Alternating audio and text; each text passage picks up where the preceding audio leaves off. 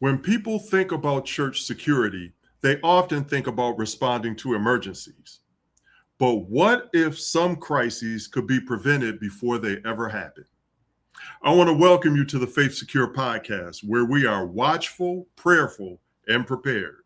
I'm your host, Dr. Michael Brown, and I am absolutely delighted to have Dr. Marissa Randazzo on the podcast today. Dr. Randazzo is one of the nation's leading experts in behavioral threat assessment and violence prevention. Our conversation today focuses on prevention, warning signs, and how organizations, including churches, can strengthen preparedness through proactive observation and intervention before crisis occurs. I want to welcome Dr. Randazzo to the podcast. Welcome, ma'am. It is a pleasure to be with you and delighted to have a chance to talk with you about this very important topic. Absolutely. You want to dive right in, Doc? I'm ready. Okay, let's go. The first segment, I just want to, for the viewers, we're going to talk about understanding behavioral threat assessment. So the opening question I have for you, Doc, is for leaders unfamiliar with the term, what is behavioral threat assessment? Sure. So in a nutshell, threat assessment is behavioral threat assessment is a fact-finding process. When someone has a concern about someone's behavior, they've seen something online, they've heard someone say something alarming or threatening. Behavioral threat assessment is the process we use to gather more information and make an objective determination, an objective assessment, and say, is there something here? Is someone serious about this threatening joke, this disturbing social media post? Do we need to take action to intervene?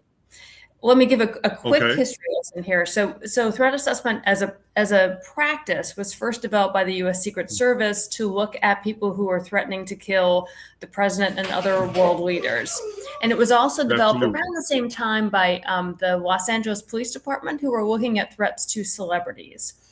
It has been informed by decades of research. And so it's now used not only to protect people who are sort of public officials or public figures, but also to help with security in K-12 schools, in colleges and universities, in communities, and for houses of worship as well. Okay. So now, thank you for that explanation, by the way. Now, I just have a question. How is that threat assessment different from profiling? So it is actually almost the opposite of profiling. Let me try to explain this quickly. So profiling, we hear about where, there's a lot of TV shows and movies around profilers and people who are looking at investigating crimes or predicting future behavior.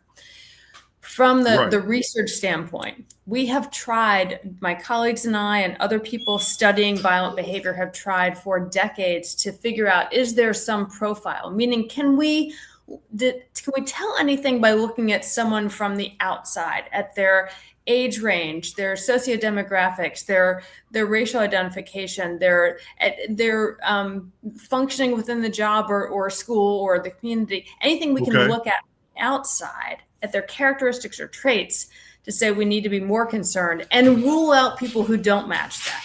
That does not, profiling does not work for predicting future violent behavior.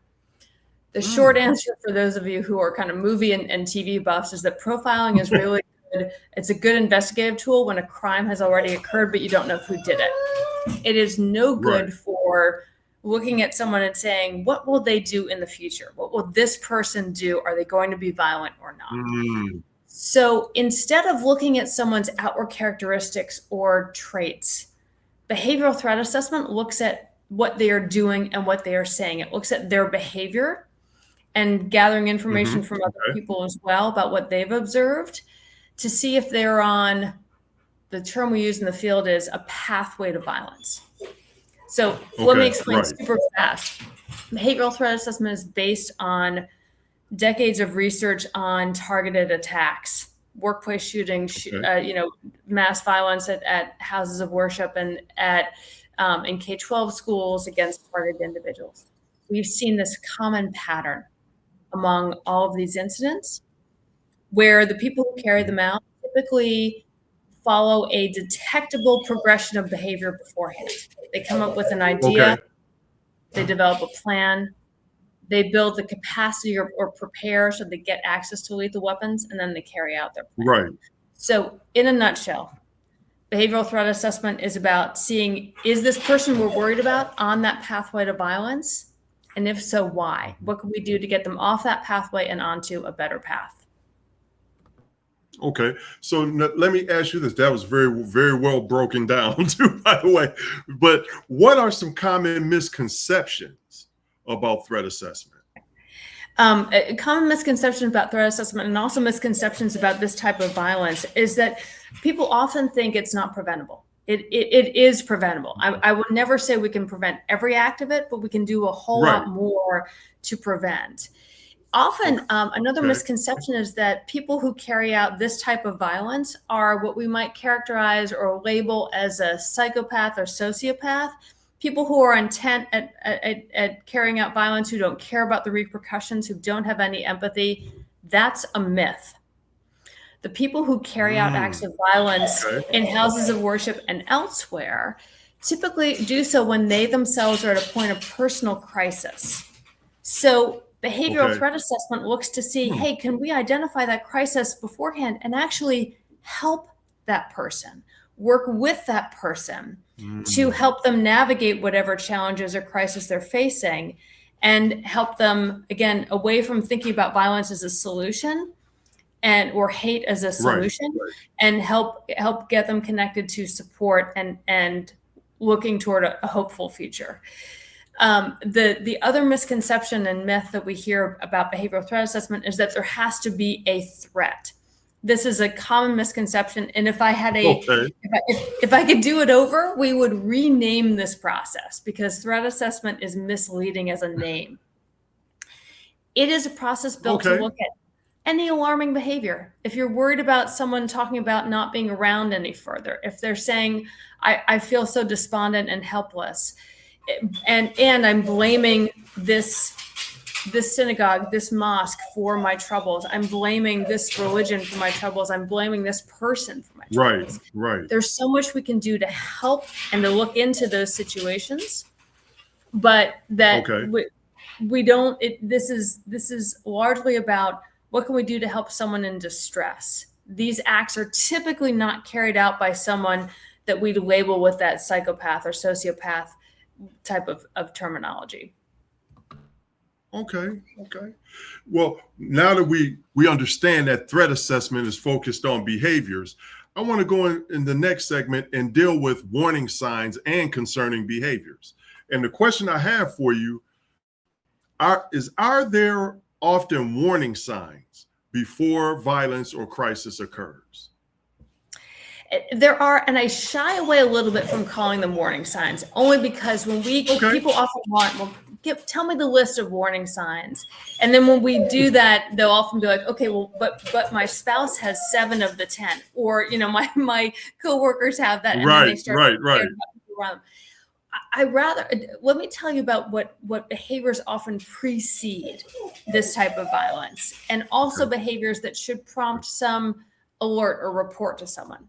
So the behaviors that often precede this, I talked about this pathway to violence that these people often carry out, they think about, plan for, they prepare for, and then they carry out this attack.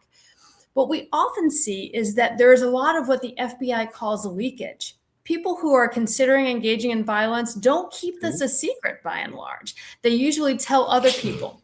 It may be directly, it may be through notes, it may be through an online blog, it may be through social media posts, but they are broadcasting their attack. And the work that I've done in this field, I often look at this as this is a cry for help. They're not keeping this a secret, in part because they want someone to stop them. They may not know how to stop themselves. They may not trust their ability to stop themselves. They may feel like they have no other option left, but they want someone to stop. So this leakage is really helpful. If someone sees something troubling online, hears it in person, overhears it, this is exactly the type of information to bring to, whether it's church security, local law enforcement, a safety team within a religious organization of some.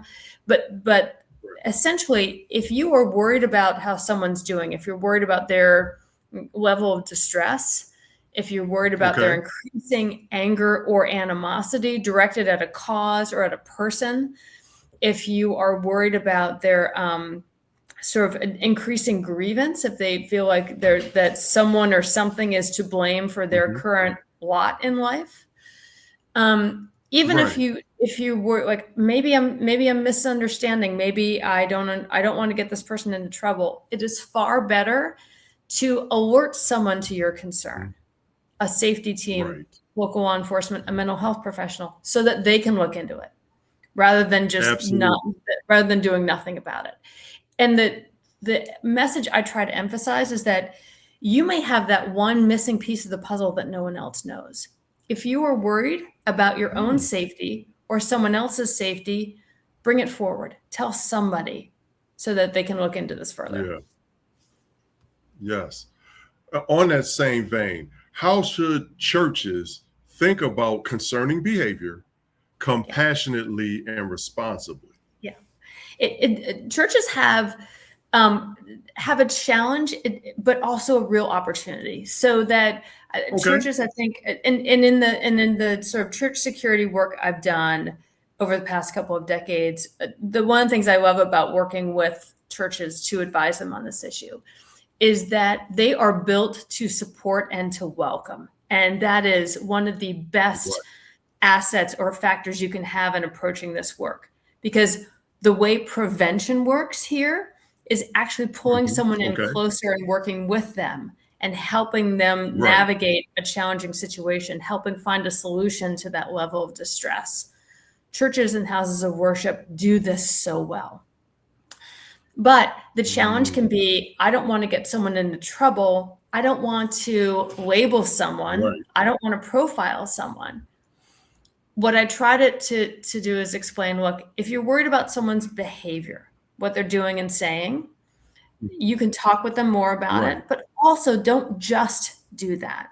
Also tell someone else so that together you can look into this. Or if there is a safety team available at a church, for example, that they can look into this more and look into what else is going on. What can we learn in talking with your law enforcement liaison? Maybe they've had a number of domestic calls to that person's home address and they've been worried as well. Maybe they're and so within church security, especially, there are things that can be built up and relationships that you can establish now so that if you become aware of a concern, you can call upon those relationships. So having a liaison with not just the local law enforcement department, but a person or investigator within that department. And then also establishing a liaison with a local mental health resource. So some communities have a community mental health center. Some communities have a mobile mental health unit.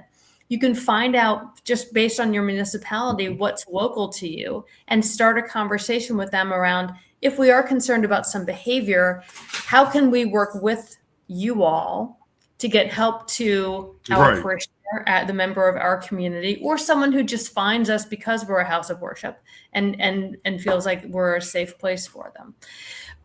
Behavioral threat assessment at its core is about support rather than punishment, rather than arrest. The reality is law enforcement can often do very little when someone hasn't actually done something truly bad. If they've threatened, we see prosecutors all the time say, not worth us pursuing this case. What you want is to work with law enforcement and say, okay, how can we get ahead of the curve here? The terminology in law enforcement or security that we often hear is left of bang. How can we get ahead of a problem and prevent that harmful thing from happening? So who can we work with you in our department if we've got concerns? And they should have someone available to you to work with. Okay, that makes sense. Now, I'll ask you on a practical vein, what are some examples of behaviors that should prompt further attention?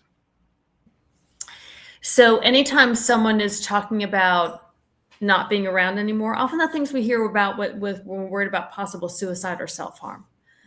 if they feel like they have fewer and fewer options left, if they if they say something veiled like, you just watch, I'm going to make a name for myself, but it doesn't sound like I'm going to make a name for myself because I win American Idol or because I get that job. It's sort of a menacing, like, look, they'll see, I'll have the last word on this.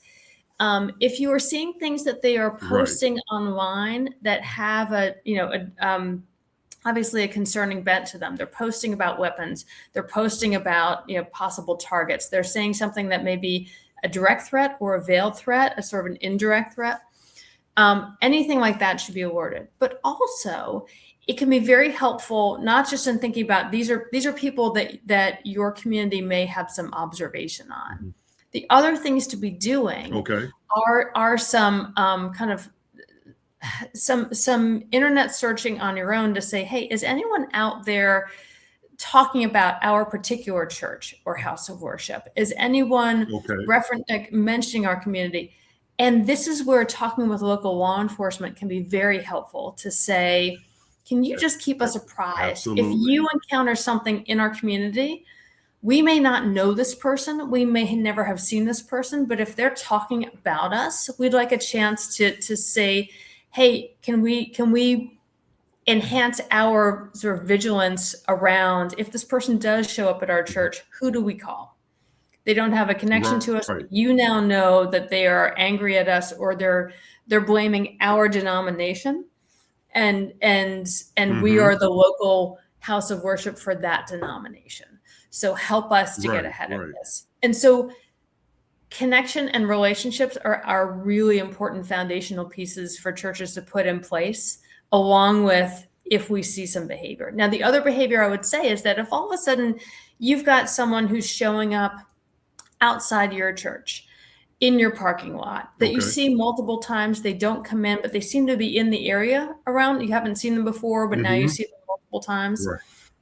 That's something that should be reported to local law enforcement, because that's someone who might be surveilling your church or your house of worship to develop some information. So any odd behavior is fair game to report, and trust me, you're not going to get someone immediately into trouble by alerting the police that you've got suspicious behavior. But essentially, that's what you want to report: is we've got some suspicious behavior. Maybe it's innocuous. Maybe this person is incredibly shy or socially awkward and considering coming in, but they feel fearful. If that's the case, they're not going to get arrested. The police have plenty to do. They're not going to pursue something that's not. But if they are there for some ill intent, you have now given the police something to watch out for. I will add one other thing. Especially for smaller churches on budgets, I am a huge fan of video doorbells, but also like the ring doorbell, for example. But even without a doorbell, those vendors have easy to install motion detector lights and cameras. It can help just have an easy to access eyes and ears for your church to be able to look at. We can come, hey, we got motion detection at 3 a.m. Let's pull up the app and see who was there. This looks like the same person who was there last week at 3 a.m. I wonder what's going on. And so you can quickly get that video to law enforcement. They can say, oh, we know who that person is, or no, but we'll look into it. So it is a relatively low cost way to have those eyes and ears, and a way to look and see, is there someone looking at your facility in a way that it raises concern for you? Absolutely. And I want to zero in on churches in this next segment. And you've touched on this already, but I just believe in the power of reinforcement. Okay, we're going to talk about churches and leadership and prevention culture. So, what unique challenges do churches face when addressing concerning behavior? As I said, you touched on it earlier, but I just wanted to reiterate. So one of the challenges that I see is, unlike a workplace or even other community-based entities, churches often don't have dedicated security. And many don't even have like what we would call a safety team. So one of the things that can be really helpful is for church leaders to start to get up to speed on how to even think from a security standpoint. And thinking from a security standpoint really can be about how do we just get more eyes and ears on our people and on people who might have a direction of interest, is what we call it, on our church, on our house of worship. Right. There's a great resource put out by CISA, CISA, which is the Cybersecurity and Infrastructure Security Agency. I always, it's misleading because the first name and the title of this agency is cybersecurity. So people think it's but it's also about infrastructure security. And they have some great resources for houses of worship, and you're probably familiar with them. But they're really, they're easy to read, they're straightforward, they're holistic around how to start to think about how do you get, maybe you can ask local law enforcement to do a walkthrough of your physical property and say, hey, those bushes obscure, let's pare back some of these bushes, let's add some lighting over here. So you've got more visibility and people can't necessarily hide. You can see if people are coming. But they can also work with your local law enforcement, and this CISA guide, CISA, can be helpful tools for church leadership to get to start to think around security. And especially for behavioral threat assessment, it is not about distancing. And I think this is where church leadership often misunderstands how they can be partners in and leaders in security for their own organization. Security is largely about fostering connections and relationship with these local agencies, with the people whose behavior might be scaring you. It actually is around how can we lean in and learn more. That is one of the fastest ways toward prevention when we're dealing with someone in distress, is connecting with them further. You may be the first person, a church leader or a church staff member, may be the first person to actually show up and listen to this person in a long time. And listening and having a conversation is a powerful de-escalation tool. It is a powerful protective tool. So churches already do this so well.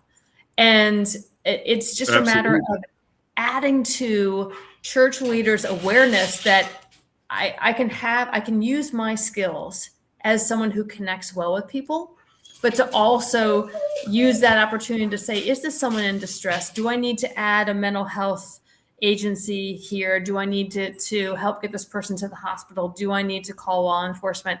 Because what you can provide what they need might be beyond what that church can provide. So it's a matter of adding to leadership's awareness, not changing how they do these, but really pulling upon the skills and resources they already do well to also use those for a security mindset at the same time. Okay, I want to stay on that path, Doc. So tell us, what does a healthy prevention culture look like inside the church? Healthy prevention culture actually is a culture where people are caring about each other and will act earlier than not out of care. And so a healthy security culture and essentially has a couple of components. One is a climate where people feel like they can bring something forward. So no matter your role within the church, you might be a congregant, you might be someone who's there to, clean the facilities after service. You might be someone who's there in a support role, like an administrative assistant. You might be a church leader. No matter the role, the messaging should be, if you see something concerning, something that worries you, please bring it forward so we have a chance to look into this. So it's this sort of see something, say something, do something mindset that we see in airports, for example. But to say that message is about caring. It's not about getting someone into trouble. It's about caring for your own safety, the church's safety, the safety of that person who's scaring people. So if you're worried about safety because of, whether it's your own safety, the congregation's safety, that one person's safety, bring it forward so we can look into it. And that it's not about tattling. You're not doing it to get someone into trouble. You're doing it to help. So that mindset is helpful to try to broadcast. The other component, as I said, is sort of a positive climate, meaning that finding ways to make sure that people feel if they bring a concern forward, it's going to be treated fairly. Now, schools do a great job at evaluating their climate, and churches can use this model. doing a survey of congregants, a survey of staff to say, kind of how safe does this place feel? Do you feel respected? Do you feel if you brought something forward, it would be treated fairly? Do you feel like it would be treated the same as if a church leader brought it forward? How are there things that we can do to improve the climate? Because churches are organizations built with humans just like anyone else. And so there's going to be some that do this work better than others. Well, my recommendation is if you do sort of a climate survey, and again, you can look at school climate surveys and modify them for your church or your house of worship.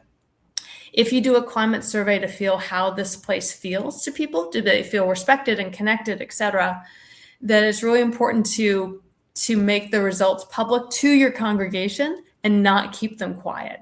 Organizations that have done climate surveys and they've said, these results don't look good. They don't make us look good. So let's just keep them quiet. That is a fast track to mistrust. So be honest and be transparent. Hey, we thought this place felt more welcoming than it did. There are certain groups or people generally. So as a church, what can we do? And open it up to ideas from everybody. What can we do to make this place feel more welcoming, feel more connected, feel safer, etc.? So it's a great tool to do. You can do it once every other year, once a year, once every 5 years, whatever the organization may want to do. But be transparent about the results, however ugly they might be, and then make it a group effort. Hey, we welcome any and all ideas about how to improve in this area. So those are important. The other sort of core components about church security and behavioral threat assessment is develop a safety team. So if you don't have a safety team, look at who you might have, and you may well pull upon expertise from within your congregation rather than necessarily church leadership. You will have people within your population who have current or prior experience in this area. And oftentimes, especially retired law enforcement, retired threat assessors, we want to help. And so use us. And so it would be great to just do a call out to the entire congregation or parish, whoever it is, to say, we're looking to build a multidisciplinary security team, a safety team. We would love to have someone who's got a security background or law enforcement, someone with a mental health background or mental health license, someone who someone, and sort of pull upon law enforcement, mental health, and then someone from church leadership. At a core, that should be your safety team. But you can involve others, people who've got relationships with community-based agencies, all of those, to say who's available to help. Let's build this together and look at how we can improve our climate, how we can encourage people to report concerns to us early. Create an email address, create a chat address, anything like that, so anyone can then report a concern early. Your safety group can look at it and start to gather more information and figure out, do we need to do a full assessment? Do we need to involve local law enforcement or mental health? Do we need to work directly with this person? What do we need to do here?